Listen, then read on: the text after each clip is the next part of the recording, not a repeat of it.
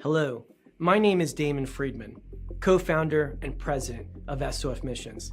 As a 20-year veteran within Special Operations, I've gone through many challenges due to my military service and time in combat. We felt called to start SOF Missions to serve our fellow brothers and sisters in arms, focusing on suicide prevention and resiliency. Our mission at SOF Missions is to empower warriors to find purpose and be resilient. Since 2011, when we started the organization, almost 3 million men and women have deployed to Iraq and Afghanistan. Unfortunately, the scars of war take a toll on their psychological, physical, social, and spiritual health. Many veterans feel a sense of hopelessness and a loss of purpose when they return to civilian life. They feel isolated and alone, unable to reconnect. And in the greatest of tragedies, over 20 veterans lose all hope and take their own lives. Our goal at SOF Missions is to provide veterans the tools and resources so that they don't become a statistic. We offer a unique approach to combating veteran suicide through a whole health intradisciplinary model. The Be Resilient program is a 4-pillar methodology that addresses the areas of psychological, physical, social, and spiritual wellness. We provide care through 3 delivery methods: medical clinics, retreats, and educational training. Since we started back in 2011, we have been able to reach veterans in all 50 states and have served over 3,000 veterans through the Be Resilient program. Being resilient is a multifaceted and complex issue. We know that to find a lasting solution, we have to address the whole warrior. Many challenges cannot be solved by providing the treatments and modalities of just one component, but by tackling them all. Now, we've expanded our services to include law enforcement and first responders. Together, we can make a lasting impact in the lives of warriors across the nation. To learn more, visit our website at sofmissions.org. All right. Welcome back. MisFitNation, the MisFitNation show. We are a show founded by a veteran and hosted by 2 veterans and a military spouse. Our mission is to get people to tell their stories to the world. If you're an author, share your tips with the MisFitNation. If you're a musician or an actor, our audience needs to know how they too can get into the business. Coaches, we love our coaches. Come on and share your tips with the Misfit Nation to help them become better versions of themselves. If you are a corporate leader or an entrepreneur, come on and show how you did it and how hard you have fought for success. If you are a veteran, first responder, or Gold Star family, we would love to have you come on and share your story with the Misfit Nation. We always have time for you. If you're feeling down, alone, or starting to see the darkness, Stop. Think about those who are around you. You are not alone. You will be missed. If you feel like your problems will be a burden to those in your inner circle or feel embarrassed, dial 988. If you are a veteran, take option 1. We need you to keep pushing forward. Don't make a permanent solution to a temporary problem. If you are a new listener, welcome to the Misfit Nation show.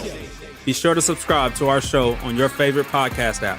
Also on our YouTube channel at @the_Misfit Nation.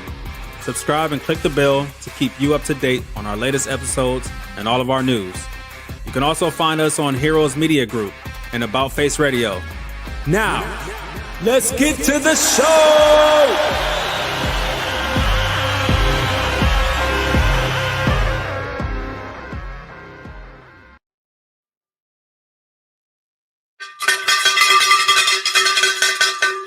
All right. Welcome back to the Misfit Nation. It's your Sunday after dinner show. We know you can fly anywhere you want. You have choices anywhere you want to be, but tonight you chose to be with us, and we thank you. We'll give you some frequent flyer miles tonight. We have no bad news tonight, so that's a good way to start our night. We've gone almost a week now without having to announce any. So that's kudos to the communities out there, to you out there, for settling things without going to violence. So thank you for that. If you're going through the darkness, listen to that PSA we say in our opening. A day tomorrow is better than a day without you. A day tomorrow with you is better than a day without you. Let that sink in. You will be missed. We are here for you. If you need help, call 988. If you don't want to do that, reach out to us at the Misfit Nation. info@themisfitnation.com, Steven@themisfitnation.com, or Jake@themisfitnation.com. Any one of us will try to help you, and we'll stay on the phone with you until you get that help. Tonight, we have the honor of doing a mic flip. I was on his show. It was just released a couple weeks ago, the Remarkable People podcast. He's a born-again believer in God, father of 2 remarkable people, a lifelong learner, and a self-appointed guinea pig for anything he promotes. He's a marketing guru, website designer, and a sales coach by profession. Like I just said, he's the host of the Remarkable People podcast, a beach enthusiast, and God by passion. So without further ado, let's welcome David Pasqualone to the Misfit Nation show. Welcome, David. Hey, I'm honored to be here, my friend. It's awesome to have you here. And I'm good. Like I just said, we just flipped the mics. Now you're in the hot seat. I'm just in the controller seat. So this is outstanding. Sounds good. How can I help? So I just gave basically the less than elevator speech intro on you there. I would like you to just tell the Misfit Nation a little bit more about you from as far back as you want to go, when you found your way back into to God, and how you got to where you are today. Man, I'll give the express line. Then if you want to stop anywhere along the way, you let me know. Sir. So my mom and dad weren't married. They had me. Dad wanted nothing to do with me. And then grew up with just my mom, my grandmom. My mom kind of had her own set of issues, but she loved me. But, she struggled. My grandmom was awesome, but she died. I watched her die for the first 4.5 years of my life. And surprisingly, I have a lot of beautiful, vivid memories of her, but I also remember her dying of cancer. And then when she kind of died, there was this gap and things got really unstable, in the home, so to speak. So between birth and 12 years old, I knew there was a God, but I didn't know who God was. Or, I lived in a small town of like 30,000, and yet we had 26 churches, different denominations, not just churches. So it's like, which one's right? And then when I was 15, I started having real problems. Like I started thinking I was losing my mind. Looking back now, I think they were what people would call panic attacks, just because the enormous amount of stress. And then once there was this pastor who'd always come around knocking on doors and always invite us to church and always on the basketball courts.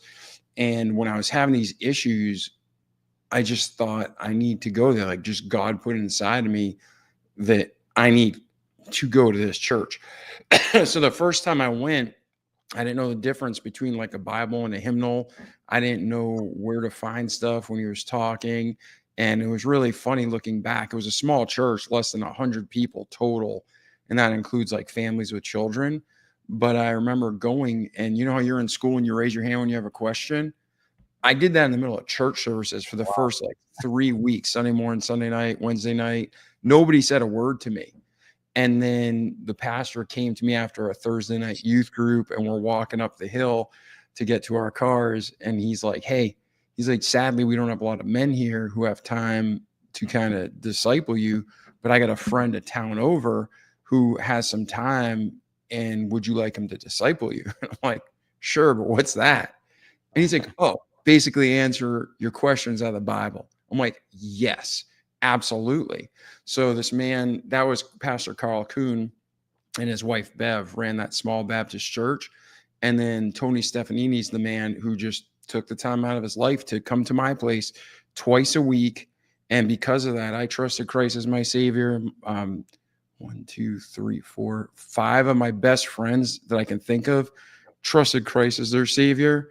And then from there, my entire life changed. Wow. So then simultaneously, while this is all going on, I kind of alluded to, I thought I was losing my mind. I was sick all the time. Doctors told me I was a hypochondriac. Nothing was wrong. So I just wanted to get out of, graduate, go off. I wanted to join the military. And I ended up right before I graduated. And when I say I was sick all the time, I mean, I was sick all the time. And then I could go wrestle. And then after wrestling, I couldn't even bench 120 pounds. And then I'd fall asleep all the time. And it was just a mess. And my throat would swell and I'd have all these issues. Well, long story short, I forced the doctor to give me a CAT scan I forced the doctor to take out my tonsils right before I graduated because I was becoming 18. So, when you're 18 back then, I had the legal authority to act on my behalf. But even though I wasn't there yet, I convinced my mom to tell him to take out my tonsils. And then a week before the surgery, I went in for the pre-op and like, oh, what's that lump on the roof of your mouth? I'm like, that's been there for 6 months. I've been telling you about it. And like, oh, that's probably just an abscess. We'll take a CAT scan just to be safe, make sure it's not near where they were cutting. And long story short, I had a tumor in there the size of a large orange with a tail down my throat. So they took it out. I got sent to Mass General in Boston, had the literal best surgeon in the world, Dr. William Montgomery. And he took it out and then it grew back. And they took it out again and it grew back. And then I had radiation. And then after all that, I was down to 133 pounds. I was in bad shape and I was in and out of the hospital for over a year. And I was just exhausted. And God blessed, introduced me to a holistic doctor. The guy was a chiropractor. And he's like, hey, this is feeding off dairy and sugar. Cut out dairy and sugar. So I did. Sure enough, the tumor kept shrinking. I started getting stronger. And now I'm 225 pounds now. So I need to lose a little weight, but I feel much better now.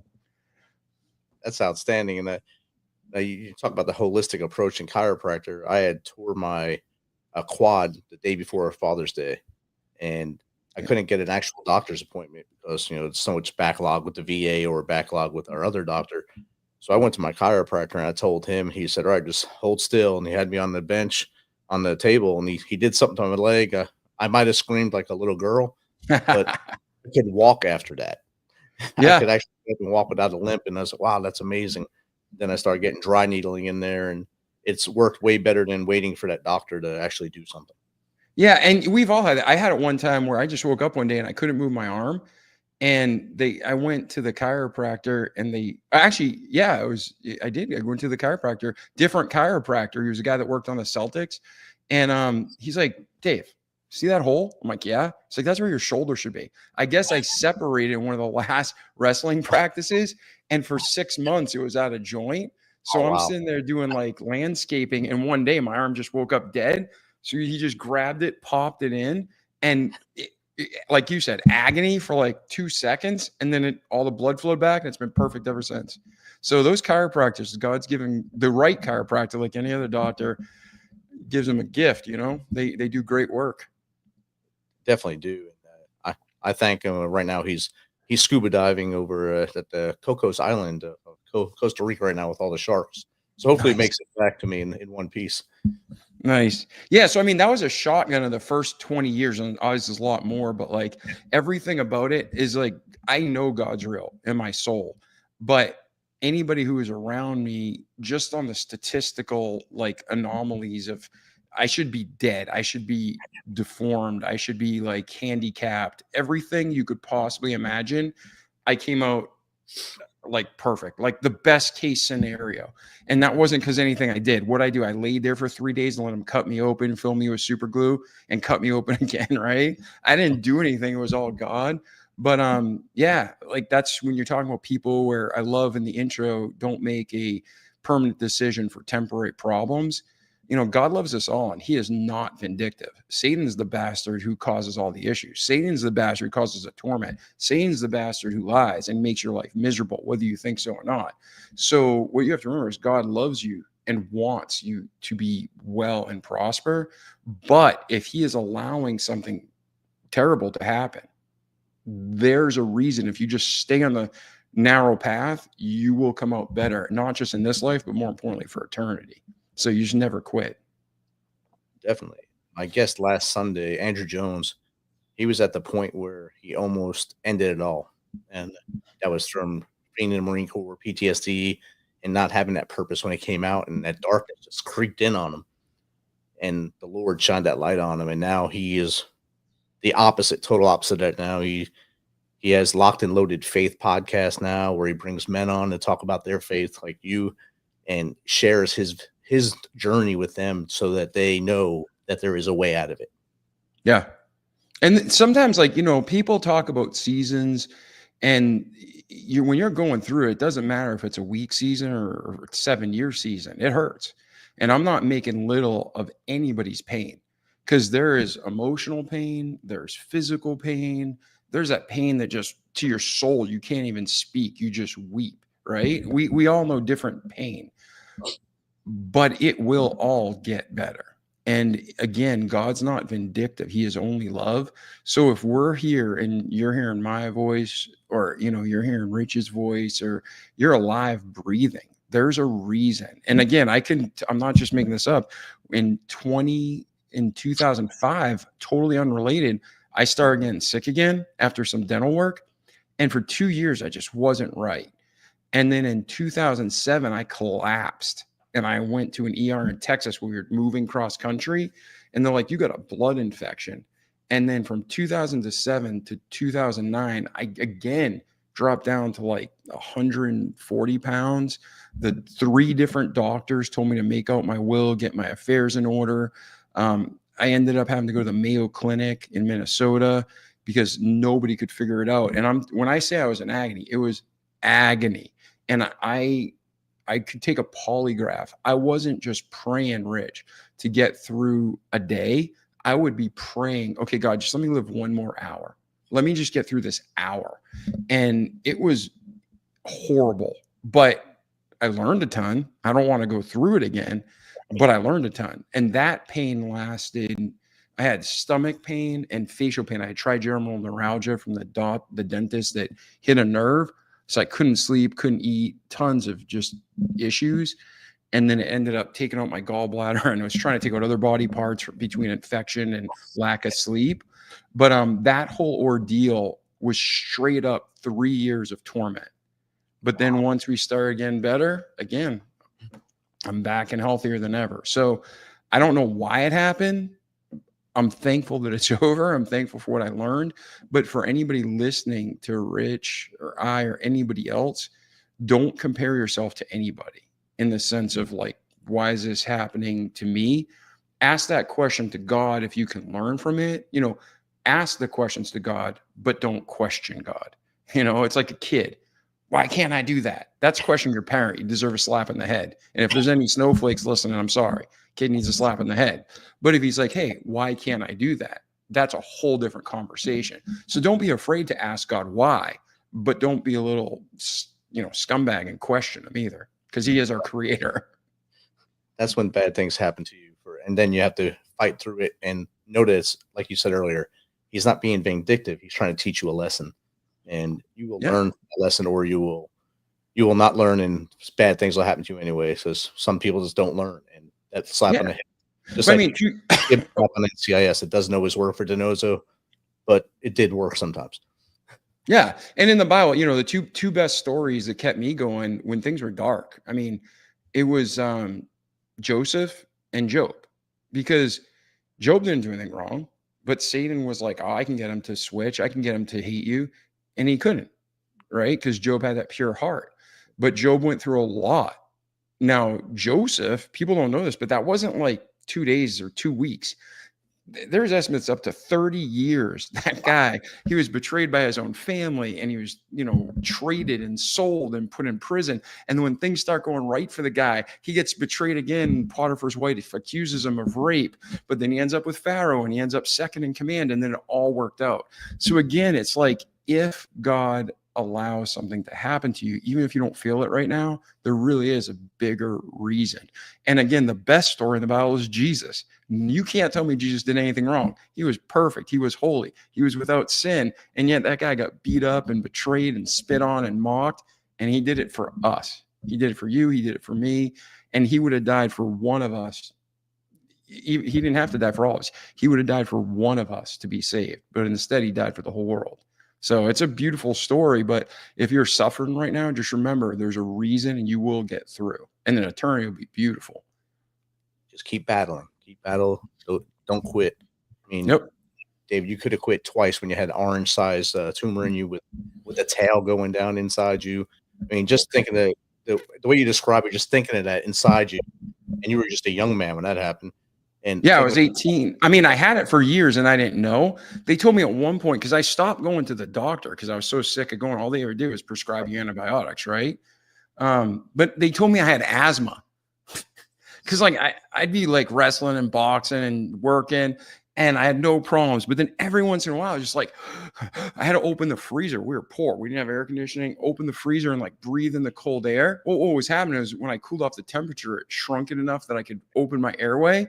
And I'll never forget, there was this match my senior year of wrestling and I was on my back.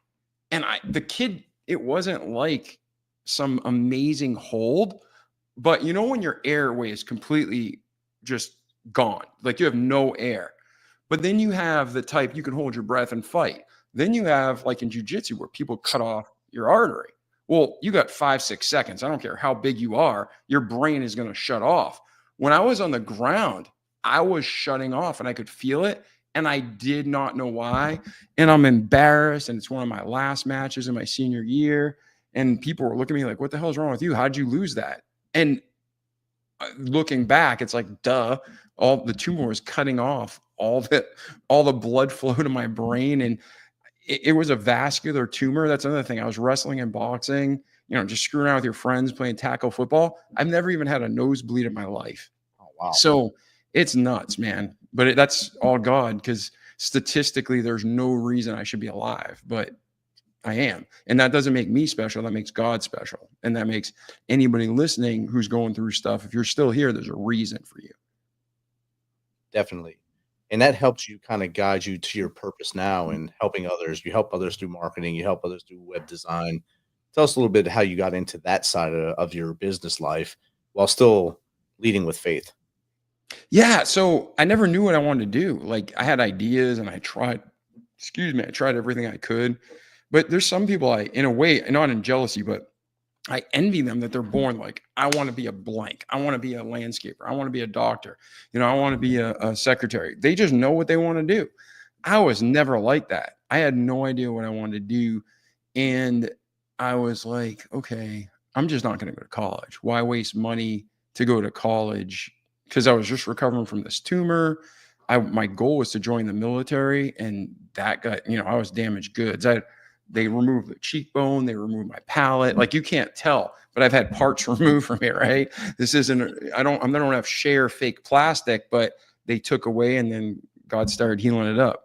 But I was like, well, I'm not going to college and I'm just going to get a job doing landscaping again. And then one day I was working for this landscaper and you think if somebody did $250,000 in landscaping, that's a lot of money today. Yeah. Imagine that in 1997. It's a lot of money.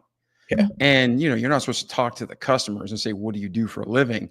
But I was like, at that point, recovering, I was exhausted, but killing myself doing landscaping. And you remember back when Jeep Cherokees were the cool thing? Like they were like the first SUV. They had like 3 or 4 Grand Cherokees and they just spend all this money. And then the day I bring up the documents to say, hey, we're going to finish this week. Here's your final invoice, sign here and we'll get out of your hair.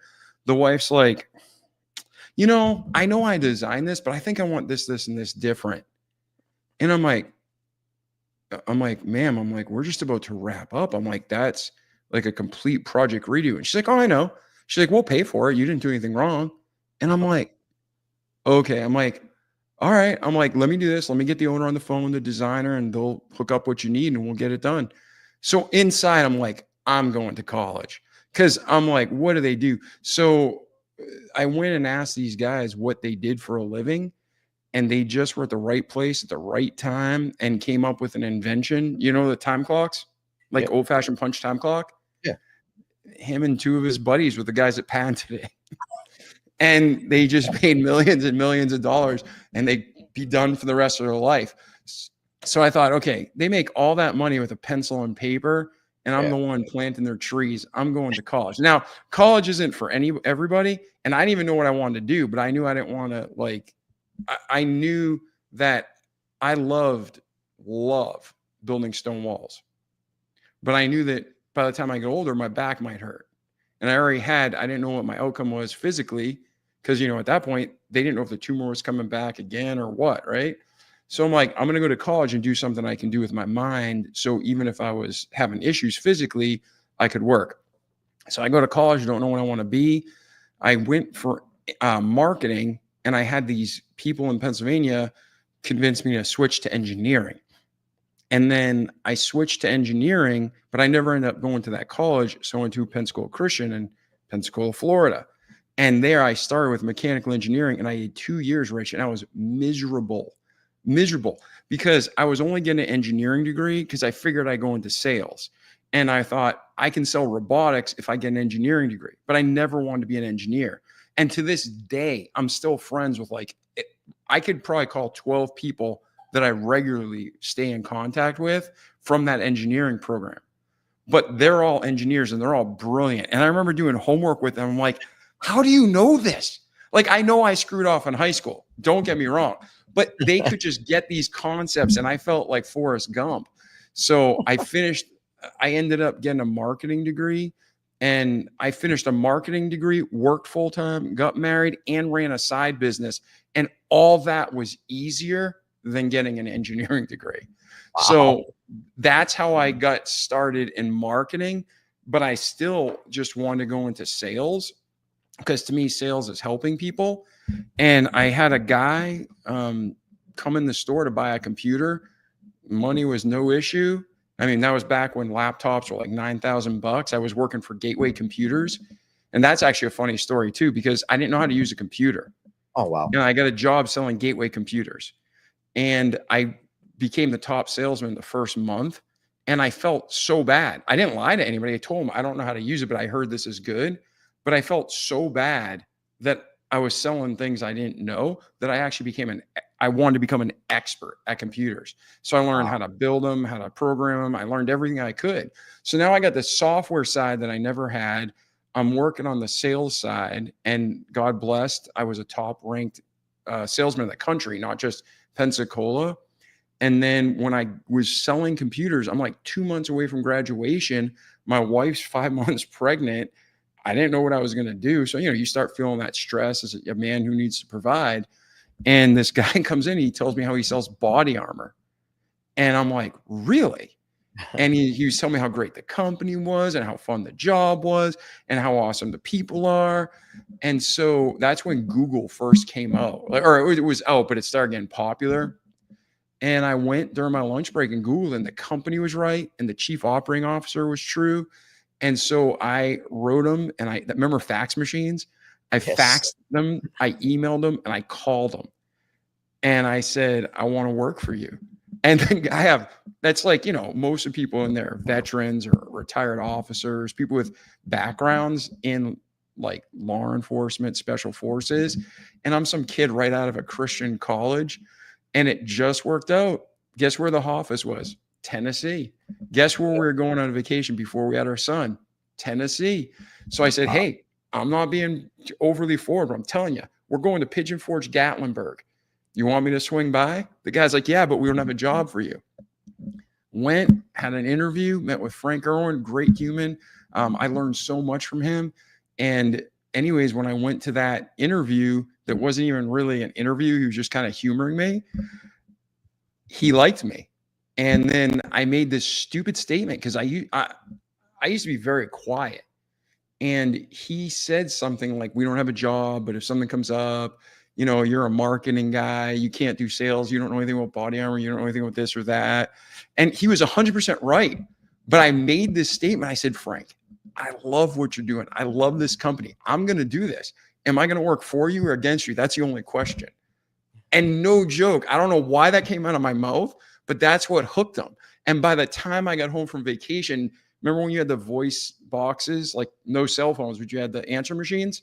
Oh, yeah, big ones. I had an answer machine from him, said, yeah, we got a place for you.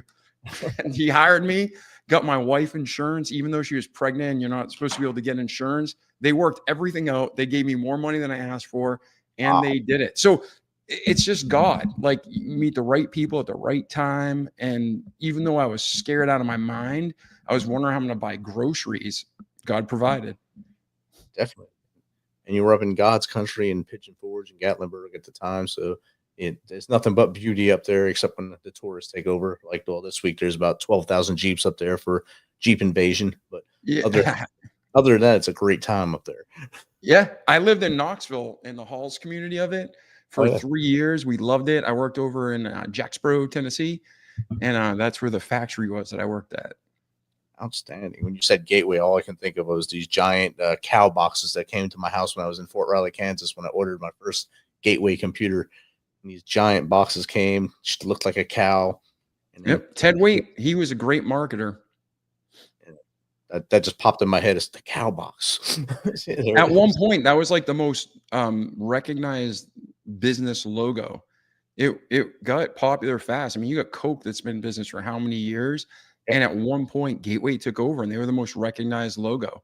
And I remember having calls with the corporate office and they were asking me in college advice on marketing. Like, hey, how are you hitting these numbers? How are you bundling these packages? So I got offered a job to work for their corporate, but they had two options: California, which wasn't for me, or like the middle of the the fields. I forget where they were from, but originally they started in a very rural place like North Dakota. And I was like, that wasn't going to work for family. And I didn't want to raise my kids in California. So I was like, man, thank you so much. I respect you so much, but I'm just going to pass. And then I went on to the body armor company.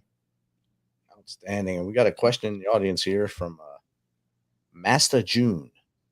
What's the first step you recommend for someone struggling to find their purpose? Thank you, Master June. All right. So first thing is always pray. And I'm sure you're doing that already. And a lot of times we get in our own way. So what you might want to do is write down the stuff you love. Because I found, and Rich, you can chime in, anybody who loves what they do, they almost always make money doing it, right? And then if not, it's not because they're not good at it. It's because there's probably something else holding them back. And that's a different conversation, you know, like some form of self-sabotage, or they have some kind of, I'm not worth it, so they don't charge enough money. But to find out what you do, what you should be doing, your purpose, when we pray, we talk to God. When we read our Bible, he speaks to us. That two primary ways. So always be praying, be reading your Bible, but write down what you're really good at. Because, you know, you might be good at something, but you don't enjoy it. So make one list of all the things you're truly good at, or people have told you you're good at it, even if you don't believe it. Because like, I thought I was a functional idiot. I thought I was a step above Forrest Gump. Until Frank Irwin. I'm out of college. I'm at my first job, and this guy's talking to me, and we're having a dialogue. And I'm like, how is it that I get along with this guy, but other people I don't? And then I said something like, yeah, I'm an idiot. He's like, you're far from an idiot. So if people are recognize something in you, then write that down, even if you don't believe it yet. So then you have a list of the things you love. You have the list of what you're good at. And then the third list, and a lot of people approach this differently, but it's like, what do you make money at? Okay, that's moral, right? What do you make money at that's moral? And then kind of where those three circles overlap, that can be your sweet spot or what you're looking at for your purpose. And so, for instance, I love to help people. I love to teach. I love to learn, right? I'm not a school guy like in the classroom, but I love to learn. And, you know, I don't know who you are. Can he chime in and talk, or is it just question text only? Text only. Okay. So let's just say you love to teach, right? But you also love cars. And then you're like, oh yeah, I'm a mechanic. I make some money doing that, but I'm struggling. Where those kind of converge is where you want to start focusing your attention. And it could be, as simple as a YouTube channel. And another thing is, when you're finding your purpose, don't be afraid to fail. Don't be afraid to experiment. Don't be afraid to try things. Like, I want to start a cash-based business just because I see how the world's going, right? I want to have a little more preparation. And what I mean by that is a service business, something local in town. Because what I do is marketing and sales consulting. So it's virtual. It's through this camera all day, every day. I want to do something outside, have more interaction with people. I just spent a year and a half planning for a company. And just 2 days ago, I'm like, nope, not doing it. And So a year and a half, I spent decent amount of money. But the thing was, the more I prayed about it, the more I thought about it, I learned and I grew through this process. And it might be an expensive lesson, but it's the same thing for you and for every human. Don't be afraid to try something. Don't be afraid to test the waters. Now, there's two situations. Most of the time, when you're looking for your purpose, you want to test it and do it like part-time. So then you can transition out of what you're doing into what you love. And for a while, you might be working 2 40-hour weeks, but that's okay because you love one and the other one's paying the bills, right? So you have that transition. That's the smartest way to do things typically while you're searching for your purpose and your passion. There are a few times where, Rich, you can probably attest to this. You just go all in. It's like you save up 6 months and then you rip off the Band-Aid and you jump in. But if you have a wife and children and people who depend on you, that puts a lot of stress on them too. If you're a single, who cares? You can sleep in your car, right? You can sleep anywhere, sleep on a friend's couch. But if you got a family, I would definitely recommend alternative one where you're transitioning into your passion. But to find that passion, summarize, I probably talked way too much, but ask people that not even you're just friends with and family. Ask people who maybe you have a relationship with, but they may not be your closest friend because they're going to be real honest with you, right? They may not like you even, and they're going to tell you, you're an ass. Sorry, but you're a jerk. Whatever, you're this, you're that. You actually stink at your job, but man, you can teach. Or man, you're really good at repairing that diesel engine. So that you should really open your eyes, and then you find again that list of what you really love because. For instance, I used to love wrestling, loved it. But as a grown man, it's not like you can join a wrestling league, like a softball league, right? But the thing is, I wasn't the best wrestler, but I loved it. So that's a hobby. Okay. Now there's other things that I'm good at and you're good at, but I don't like it. Like I do it and I can make money at it, but it doesn't get me wanting to come back and do it the next day. So that's what I'm saying. Make the list of what you love, what you're good at, and then what you can make money at. And where those three circles converge, that little triangle is your sweet spot. And as you're reading your Bible, God will confirm things and he'll use people to confirm things. And the last thing is do it. The talk of the lips tendeth only to penury. That means talk's cheap, right? And the Bible says, commit thy works unto the Lord and thy thought shall be established. So if you're depressed, go help people. If you're looking for your purpose and you're thinking, I might want to start a masonry company, go start doing it. Tell somebody, hey, I'll work for you a couple Saturdays this month for free. I just want to see if I like it. Go do something. And then your thoughts start processing. Does that make sense? 100% makes sense. And I think you hit the nail on the head with when you go to work, if you wake up in the morning and you say, I got to go to work, it's not going to be a fun time for you. But if you wake up in the morning and you say, I get to go to work, then you're certain that it has a purpose for you at that job. Or if you're home business, it's something you get to do. It's something you're motivated to do and something you want to do. But when you got to do something, it becomes a grind. And that's when bad things start occurring in your mind. I can't do this. I'm going to quit. I'm going to do this. But if you find that thing, like you were just talking about, finding the thing that tickles your purpose and makes you feel like this is what gets me going, that'll keep you going throughout the day. Yeah. And there's people who've been beat up. Some people have self-sabotaged their own life. Some people have earned their shame. Some people have been just abused, but it doesn't matter your past. God forgives us in a second, when you, for whosoever shall call upon the name of the Lord shall be saved.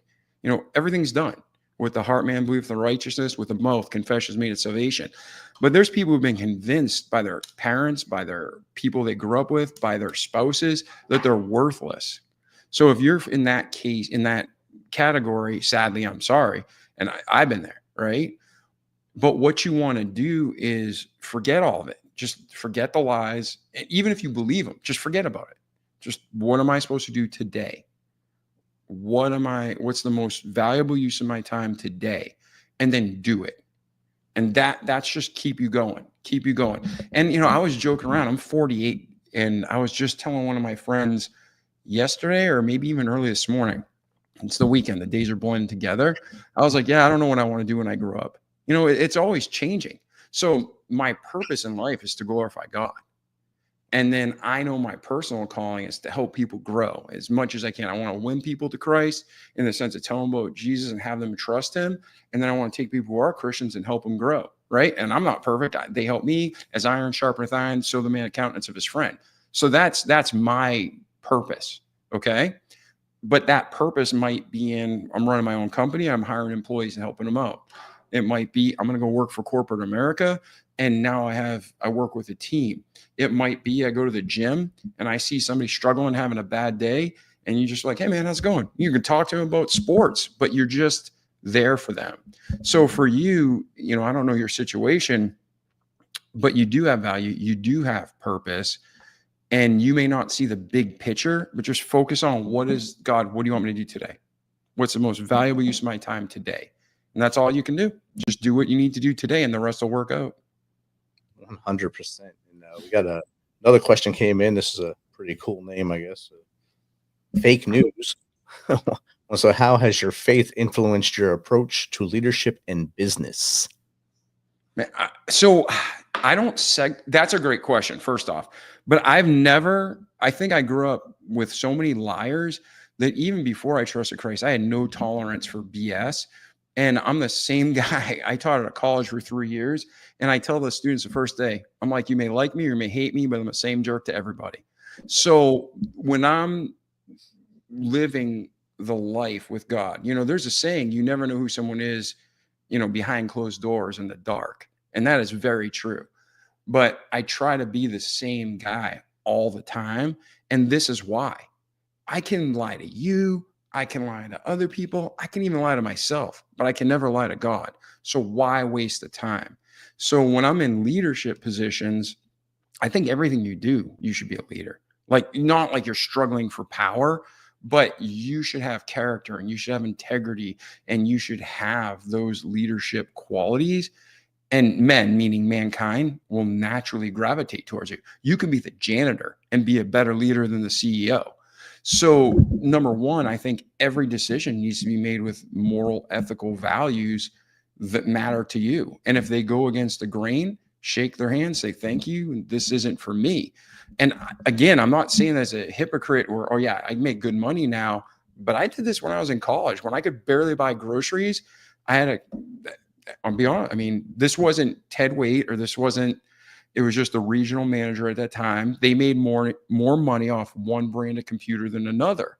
So I was just a sales rep, but they wanted me to sell the cheaper computer I didn't believe in because they made more profit margin.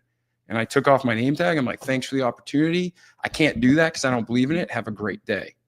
And I walked out, and then they stopped me and said, okay, you can sell whatever you want. But the thing is, even if they let me go, I could sleep at night. So when you ask the question, how do you bring your faith into the business? There's so many liberals and lawsuits. You got to balance it based on the organization you're with. But I'm open about who I am. I'm open about what I believe. And if somebody wants to join us, like in the sense of if I was going to pray before a meal, they can join me. If they don't want to, they don't have to. And when I'm leading, everything is ethical.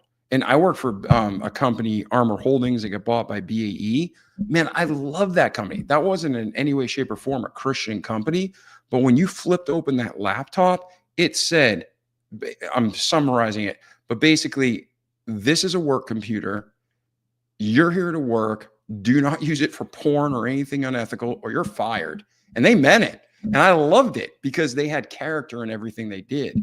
So when you're working with people, be straightforward, be honest, try to help everybody grow, but you're not there to give charity either. You know what I mean? So there's a fine balance. And again, Rich, if I'm getting lost in the weeds on these questions, or if I'm going long-winded, let me know. But at the same day, you should be a quote unquote good. There's no good but God. You should be a kind and moral and strong person in your home. You should be that way with your friends. You should be that way at work. And if somebody asks you something, just be honest and straightforward. And if you are that leader and somebody wants to do something immoral, no. And if you're going to do that, I'm just not going to be here to do it with you. And that I've had 3 or 4 times in my career where that was a scary move. But, I believe wholeheartedly that if you do the right thing, God will always take care of you. Definitely. And I had a boss back in 99, 2000 time period, Sergeant Major Curtis. He told me no matter what job you go to in the Army, be the best at it. Be the best version of yourself when you go there. No matter if you know that job when you get there or not, be the best version of you while you're there. And that always stuck in my head. And then I started, reading history as I come out. And I remember reading one about John Kennedy going to the NASA Space Center. He walked up to a custodial engineer, said, "What do you do here?" And that janitor looked at him and said, "I'm helping put a man on the moon." He knew his purpose was part of the larger mission. It wasn't just part of him cleaning trash. It was him being part of that bigger mission and knowing his purpose in life was to help the whole mission, and not just his little part of it. Yeah, I agree 100%. You look at your body, how many parts do we have, right? If you just took the ignorance of man and you just took the main systems of the body and you took the main organs, you got a brain, you have a heart, you have some kidneys, but fingernails, skin, like how many things protect us? And if you didn't have that, like I know it sounds dumb, but you ever get like an infection in your finger and it freaking hurts and it's distracting? That's all you can think about. And you can actually get sick, get a blood infection and die, right? If it's a bad one. But like one little injury can take you out. So that's why every piece of your body is important. Every piece of the organization is important. Every piece matters. And what is seen, if we were going to battle and we saw 50 miles of wall, but we saw one chink in the armor, what are we attacking? That's the same thing with saving our lives, whether it's physical, whether it's professional, or whether it's spiritual. He's going to find our weaknesses and attack that chink in the armor, that weak link. So for us, we want to make sure we're real, we're transparent. And like Rich, if we're friends and we're hanging out regularly, right? You're going to know me hopefully transparently enough that you know my strengths and my weaknesses. So you got my back and the weaknesses, and I'll have yours. And now we just form a better bond and a stronger unit. And that's how I think it's supposed to be, the body of Christ. Exactly. And I think all small pieces make one tough unit. And just to that point of the wall and the kink in the armor, most of my leaders would want us to jump the wall. But hey, man, whether you go through the wall, under the wall, over the wall, just get to your destination. That's what matters, right? It's a trap over there, so we have to go straight through the wall. But yeah. Digress here. We have one more question I can get in here before we run out of time. This is from Acty Jelly 2. What's the most common mistake people make when trying to live purpose-driven lives? Thank you, Acty Jelly. Another great question. I think the most common, I mean, I'm not God, but the most common mistake I see is people living other purposes, other people's calling, other people's, well, I should be doing this so I'm supposed to be a Christian. I should be doing this, or, I'm 35 and I got a wife and kids. So I'm saying that because I'm a guy. You might have a husband and kids, whatever, but you're living out to a societal expectation, and comparing is always bad. I don't like comparing. I mean, there's a standard of healthy comparison yourself to Jesus, right? So, okay, this is the standard. That's what I need to live to or keep trying. But then there's that dissatisfaction and you feel bad about yourself or you feel prideful about yourself. But when you feel prideful, just remember you're this fast guy in the slow reading group, right? Because you're not perfect, you're not holy, and we all have room to improve. So when I look at people, I see them working. Well, they said you should be an entrepreneur. So they start their own business and they fail and they don't quit. They start 6 businesses, fail 6 times. The problem is they were looking for somebody else's purpose, or the world says you want to be a business owner, so you have freedom. Dude, if you've ever owned a business, you work harder than an employee. You work longer hours. You're under more stress. And when the crap hits the fan, you can lose your house, right? You don't just lose a job. So I want to make sure that when people are following their purpose, it is their purpose. It's not just what they're passionate about, but what God's called them to. Because if I spend the rest of my life, Rich, learning to sing, and I became a great opera singer, which, just so you know, singing is like one of the top two things I'm worst at in life. The other one's navigation. Okay. Oh, wow. So navigation and singing waved me bye-bye long ago. But if I spent my whole life trying to be a great singer, even if I achieved something that sounded good, I just wasted the real purpose God had for me that was way further and more important, right? So I guess that's the number one thing. Again, I feel like I'm giving long-winded answers, forgive me, but you want to make sure you're fulfilling your purpose, not somebody else's dreams and goals or their purpose.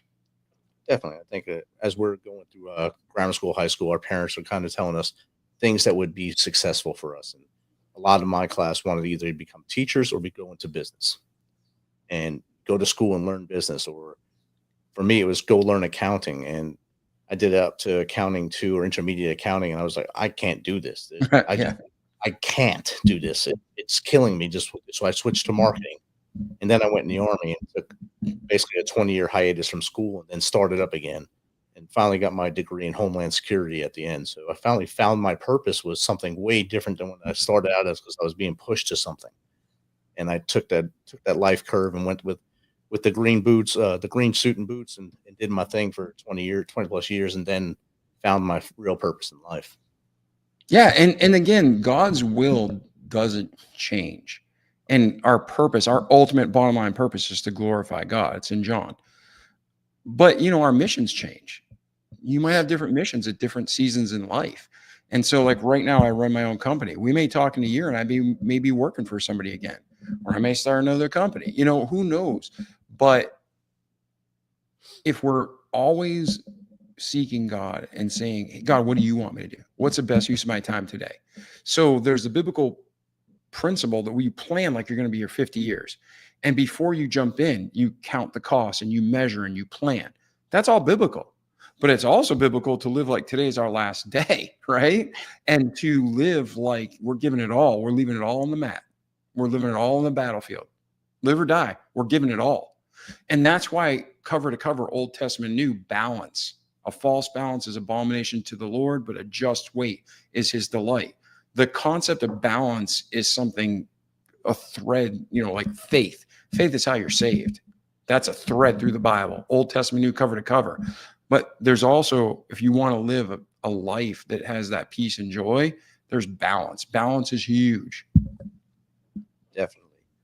Thank you for answering all the questions in depth. Just now, there's no other questions coming. That means you answered those, and they were happy about it. So that's outstanding. All right. Well, if I screwed or smooched the pooch or didn't make it clear or rambled, they can write me and we'll talk, and hopefully I can clarify and make it better.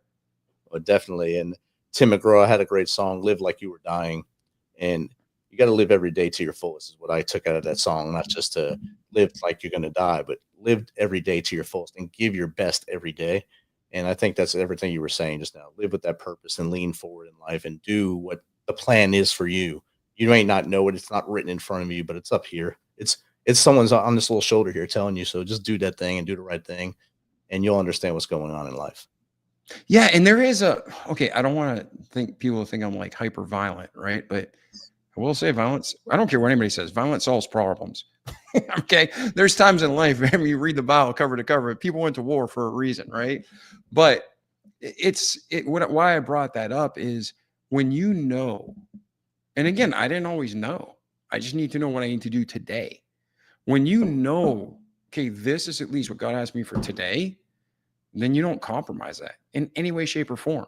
And you can rest assured when you pillow your head at night, if things go sideways, if things go south, all right, God's in control. It's going to work out because I did what I was supposed to do today. I fulfilled my calling. I fulfilled the mission today. So the war will be won. It's not going to be a loss ever because you made the right decisions. And again, that doesn't mean you won't go through hard times. It doesn't mean it won't be a struggle, but it means you'll have peace, you'll respect yourself, and you'll have a great eternity. Because when this short 70, 80 years is over, you got the rest of eternity to celebrate that you were smart enough and wise enough to do the right things. Outstanding. And you said earlier that they can reach out and touch you and talk to you.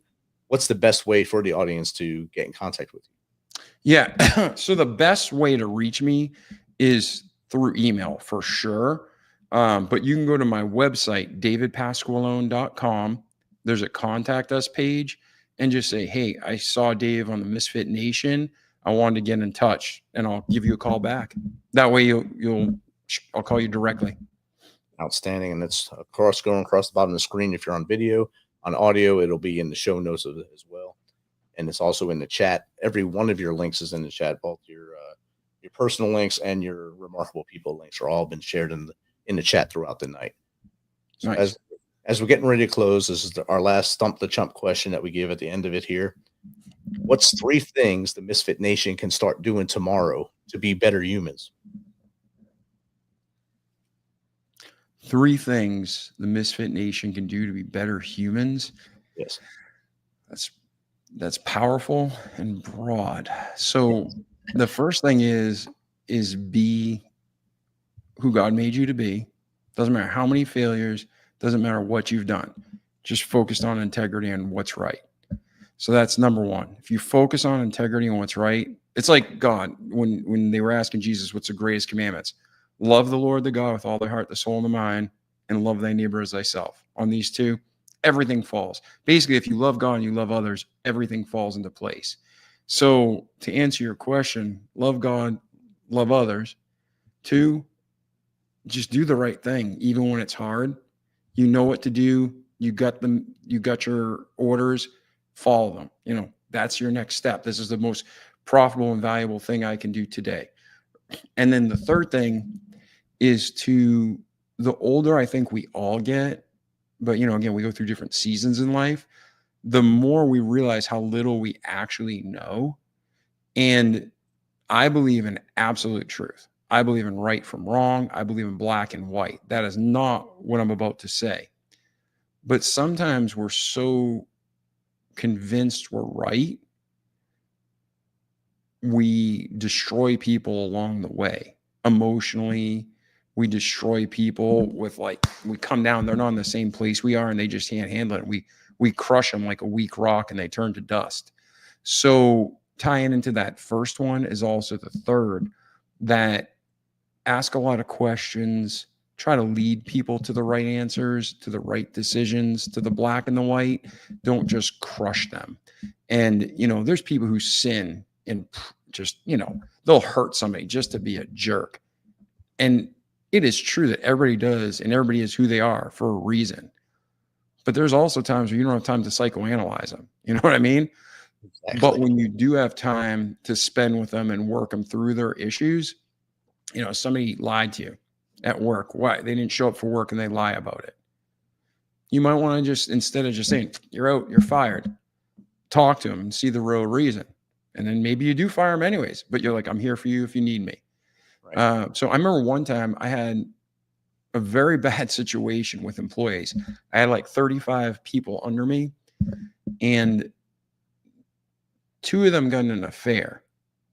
And it was a weird situation too, right? I don't want to go into the details, but I ended up having to deal with this, and I had to let the guy go and the lady go.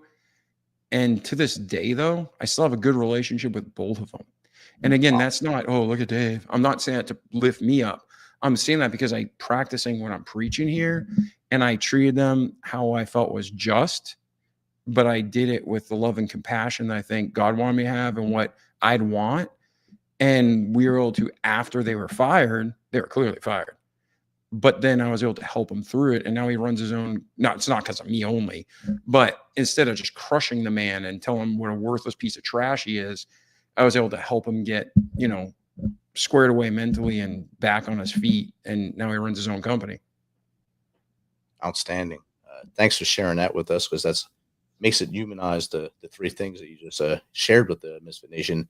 Humanize it, let them understand that there's ways to do things the right way, and help them to make those good decisions tomorrow and into the future, hopefully. But again, Dave, thanks for letting us flip the mics here and getting you on here tonight on the Misfit Nation and sharing your journey with us.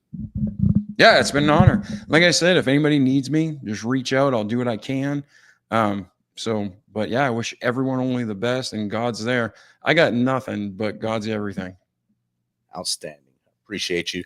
Misfit Nation, tune in Tuesday for the Tuesday Cruise. We welcome back First Sergeant Retired Will Eller, EOD, as him and Jake will go over situational awareness. Till next time, be humble, stay hungry, and keep hustling.